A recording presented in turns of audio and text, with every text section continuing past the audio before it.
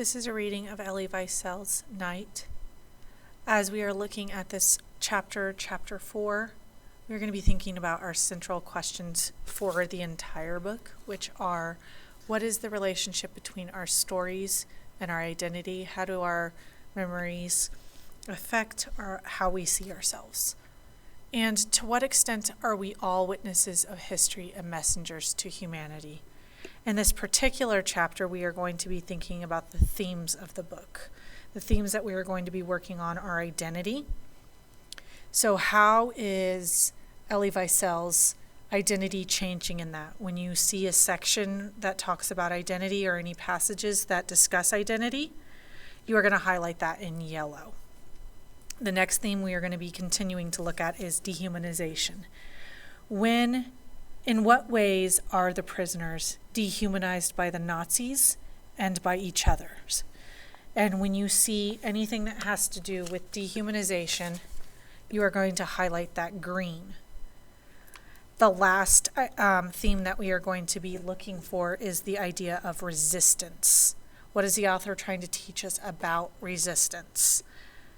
Resistance to that dehumanization.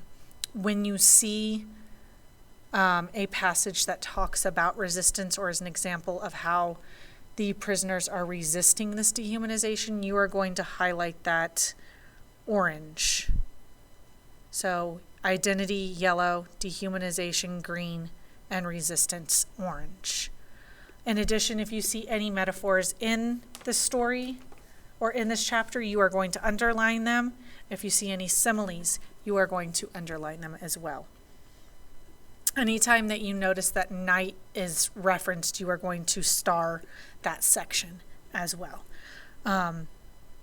Remember to circle any words that you do not know or are unfamiliar with as well. Chapter 4. The camp looked as though it had suffered an epidemic, empty and dead. There were just a few well-clad prisoners walking about between the blocks. Of course, we had to go through the showers first. The head of our camp joined us there. He was a strong, well-built, broad-shouldered man, bull neck, thick lips, frizzled hair. He looked kind.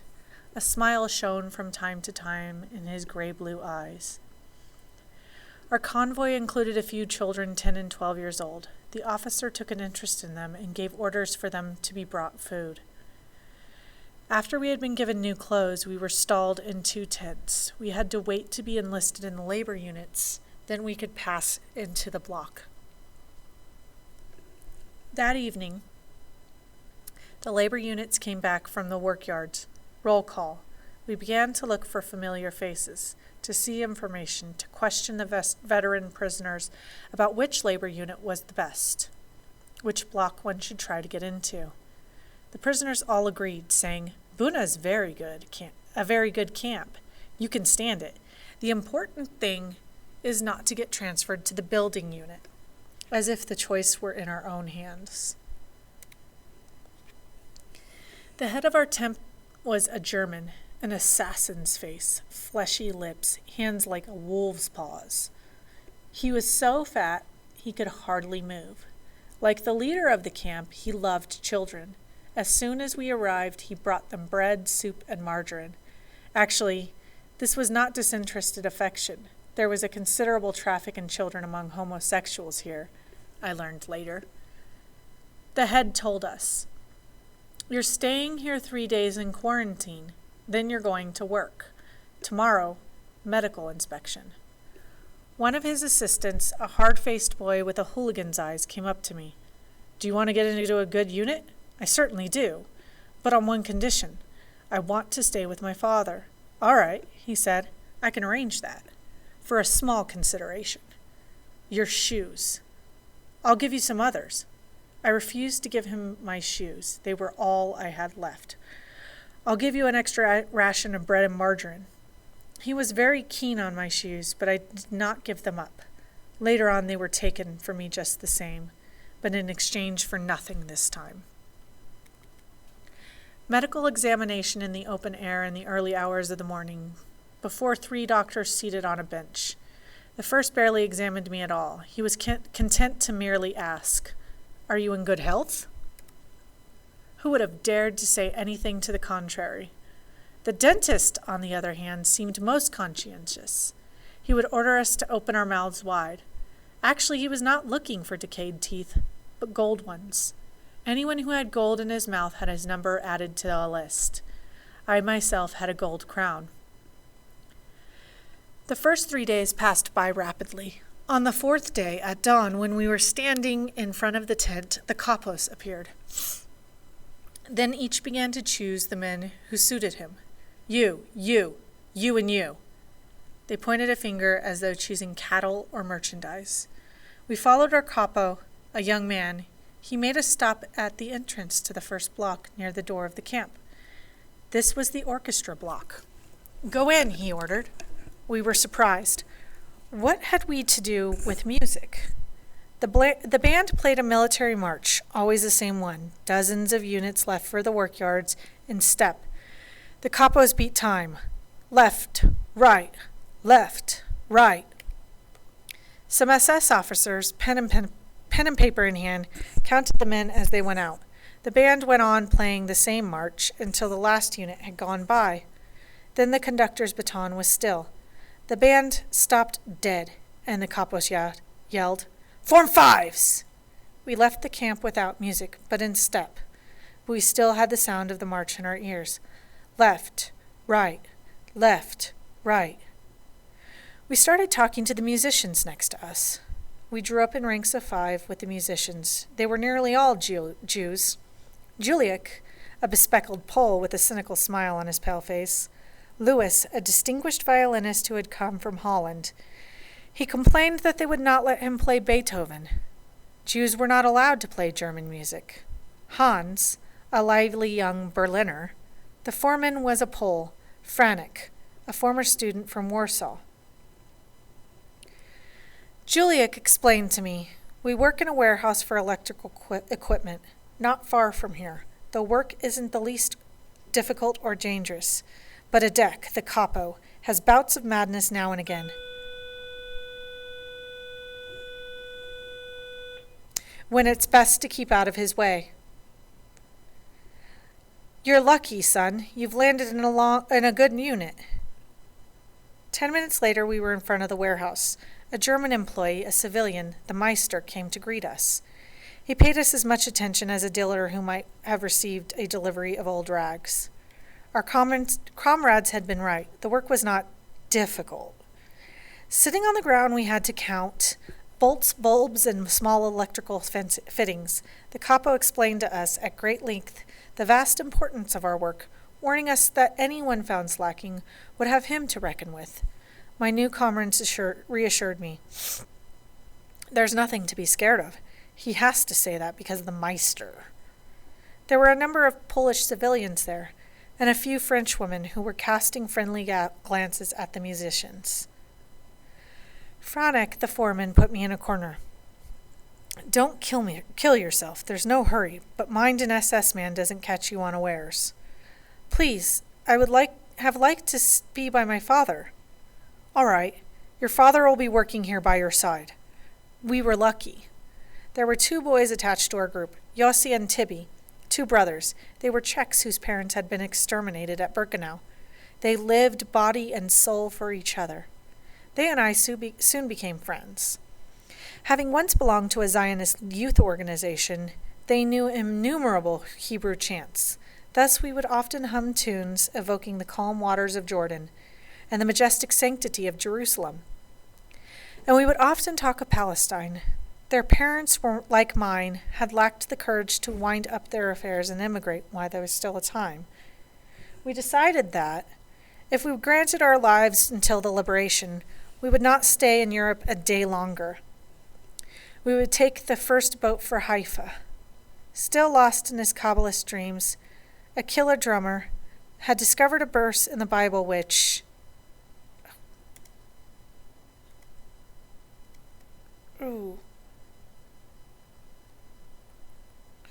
interpreted in terms of numerology, enabled him to predict that the deliverance was due within the coming weeks.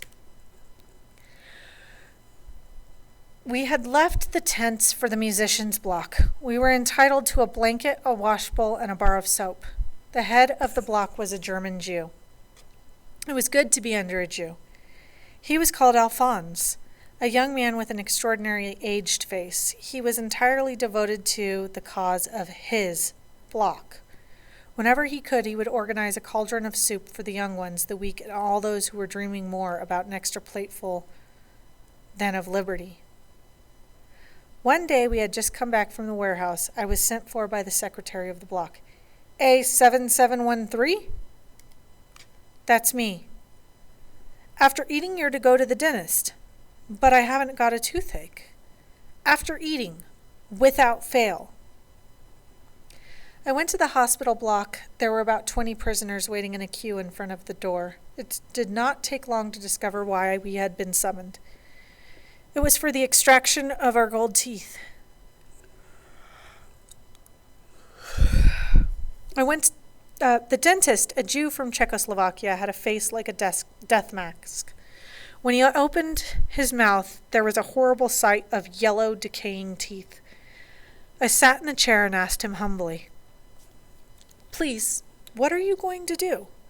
"Simply take out your gold crown," he replied indifferently. I had the idea of pretending to be ill. "You couldn't wait a few days, doctor. I don't feel very well. I've got a temperature." He wrinkled his brow, thought for a moment, and took my pulse. "All right, son. When you feel better, come back and see me. But don't wait until I send for you." I went to see him a week later with the same excuse. I still did not feel better. He did not seem to show any surprise, but I do not know if he believed me.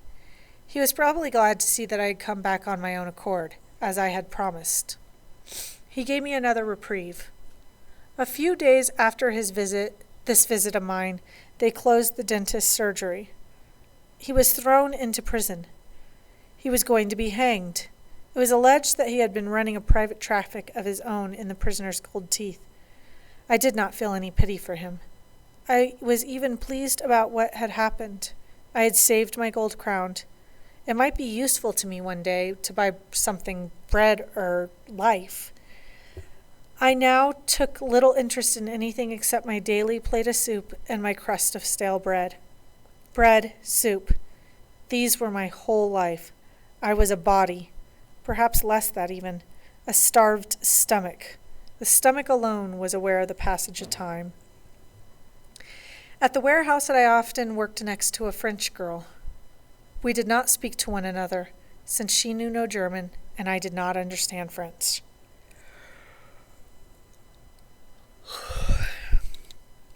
She seemed to me to be a Jewess, though here she passed as Aryan.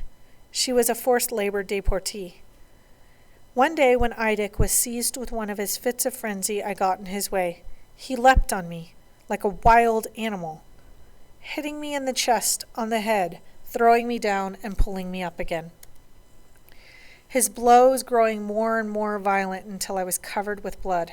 As I was biting my lips to stop from screaming in pain, he must have taken my silence for defiance, for he went on hitting me harder. Suddenly he calmed down, as if nothing had happened. He went back to work. It was as though we had been taking part together in some game, where we each had our role to play.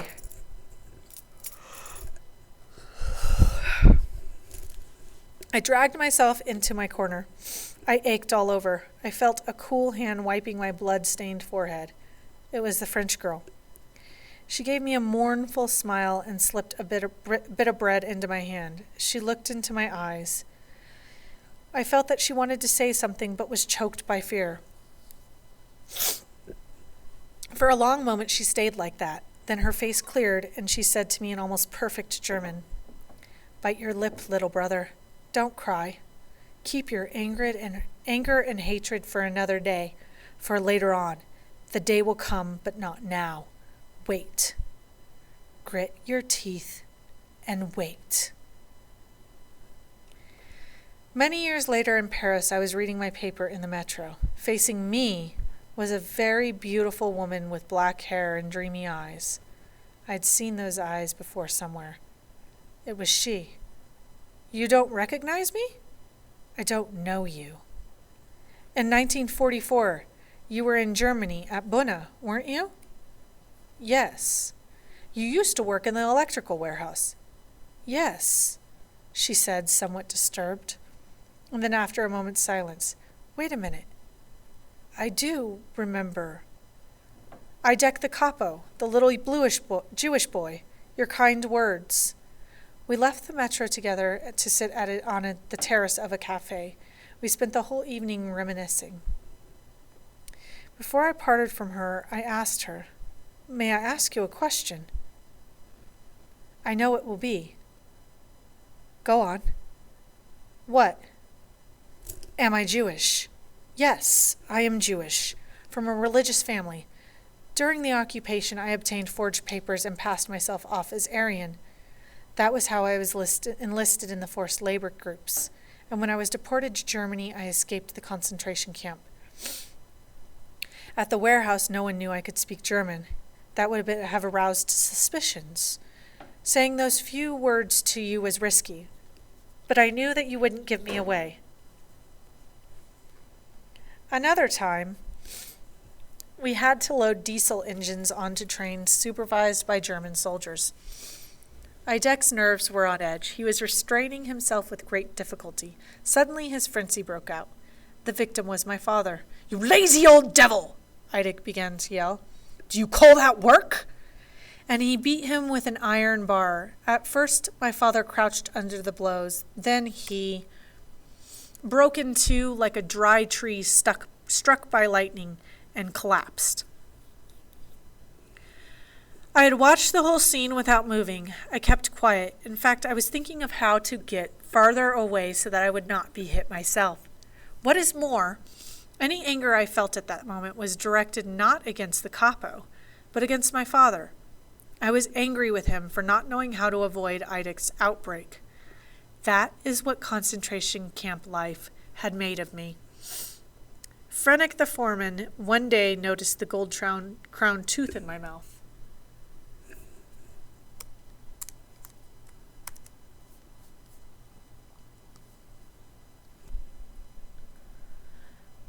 Give me your crown, kid.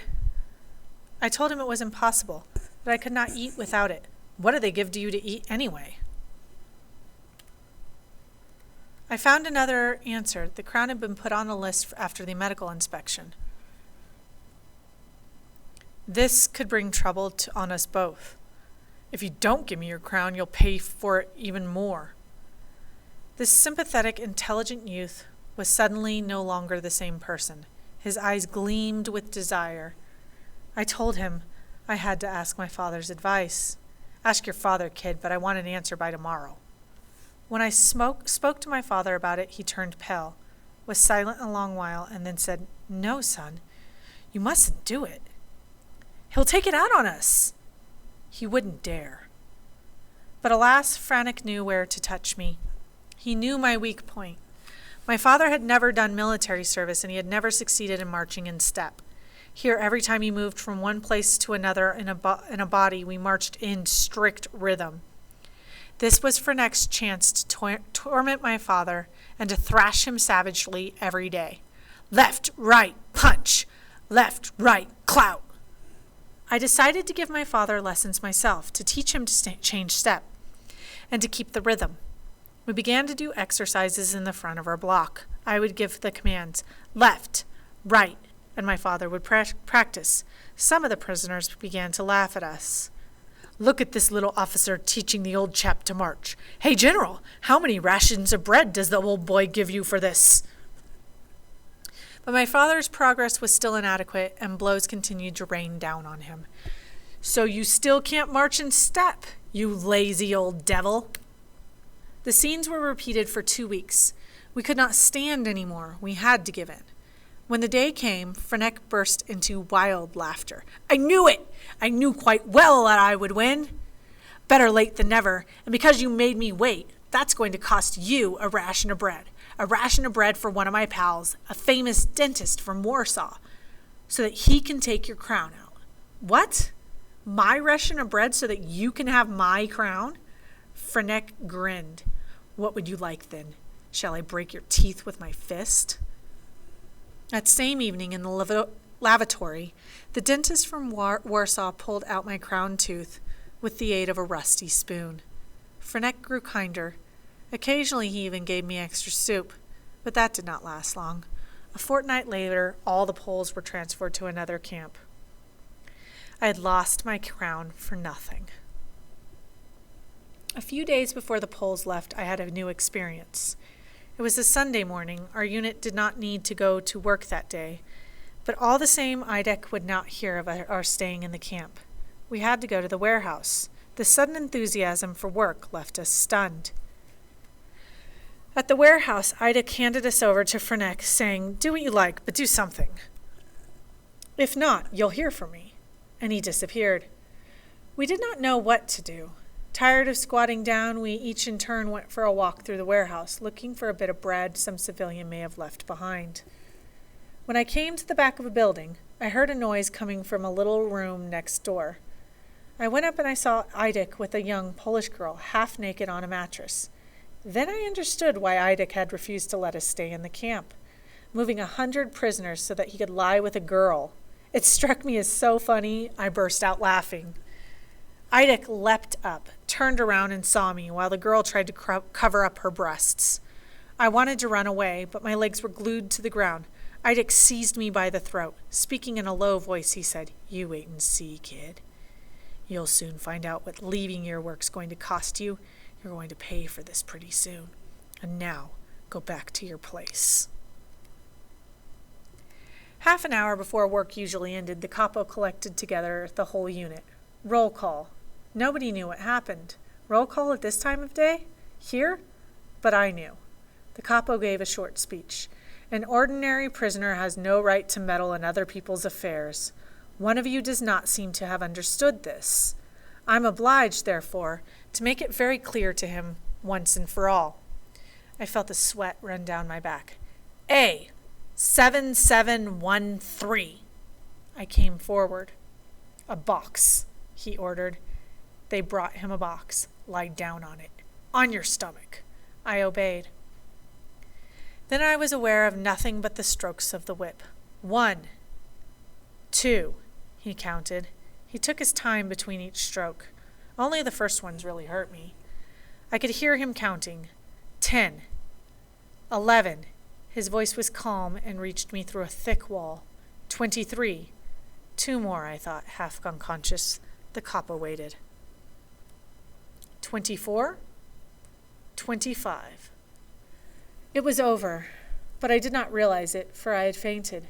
I felt myself come round as a bucket of cold water was thrown over me. I was still lying on the box. I could just vaguely make out the wet ground surrounding me. Then I heard someone cry out. It must have been the capo. I began to distinguish the words he was shouting. "Get up." I probably made some movement to raise myself because I felt myself falling back onto the box. How I longed to get up. "Get up!"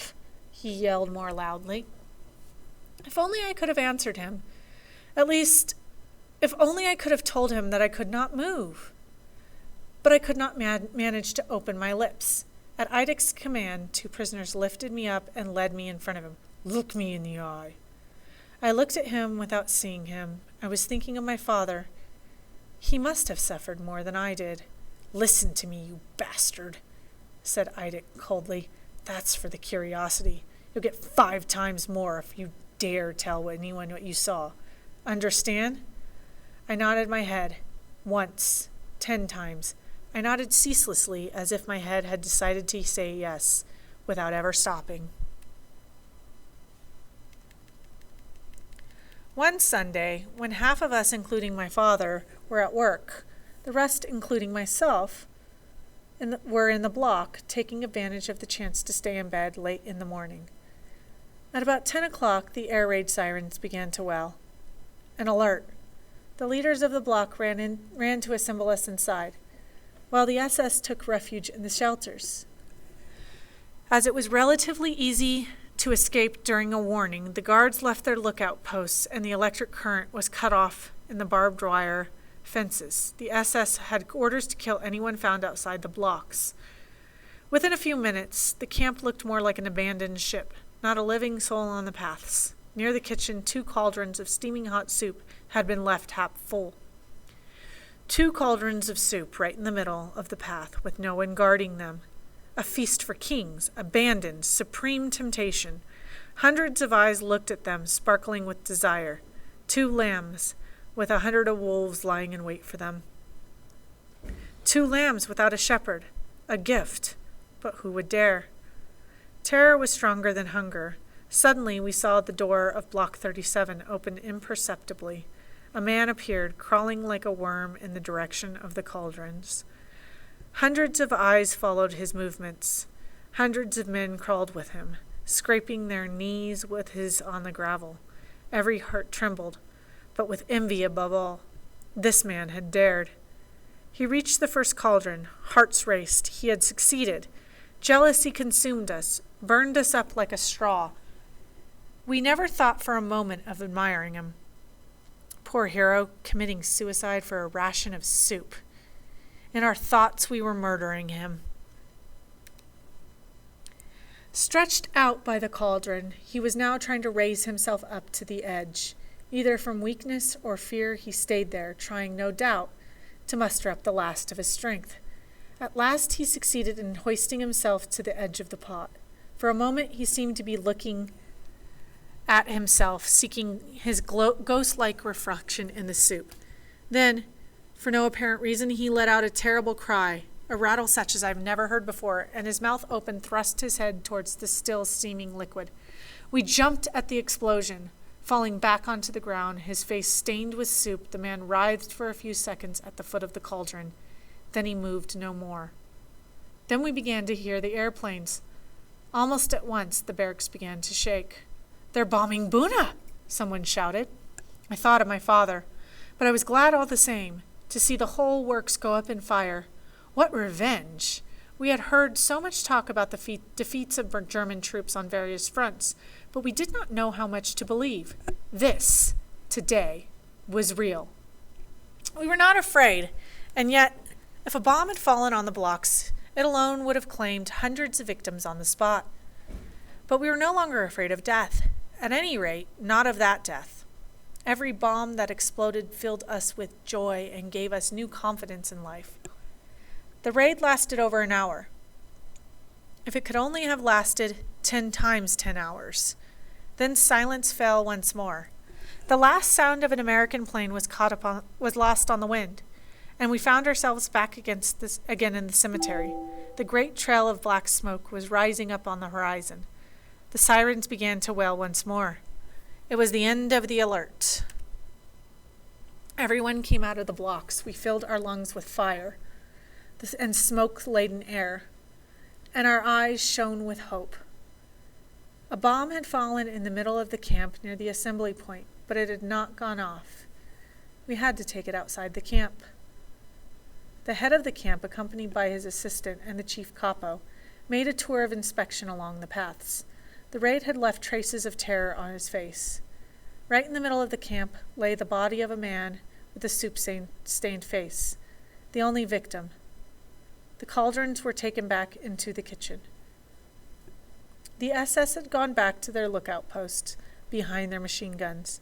The interlude was over. At the end of an hour, we saw the units come back in step as usual. Joyfully, I caught sight of my father.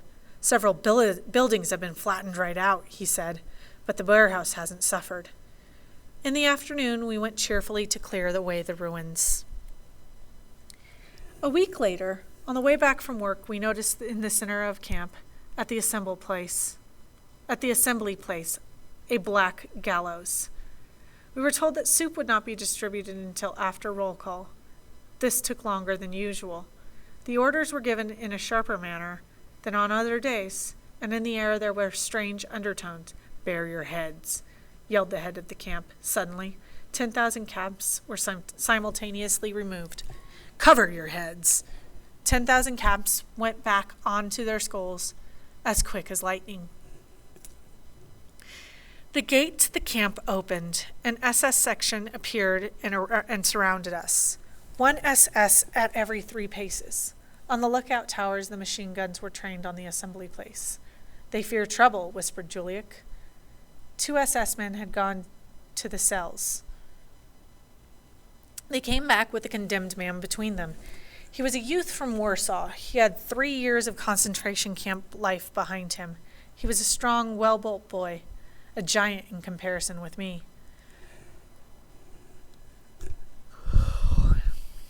His back to the gallows, his face turned towards his judge, who was at the head of the camp. The boy was pale, but seemed more moved than afraid. His manacled hands did not tremble. His eyes gazed coldly at the hundreds of SS guards, the thousands of prisoners who had surrounded him. The head of the camp began to read his verdict, hammering out each phrase. In the name of Himmler, prisoner number stole during the alert. According to the law, paragraph, prisoner number, is condemned to death. May this be a warning and an example to all prisoners. No one moved. I could hear my heart beating. The thousands who had died daily at Auschwitz and at Birkenau in the crematory ovens no longer troubled me. But this one, leaning against his gallows, he overwhelmed me. Do you think the ceremony will be over soon?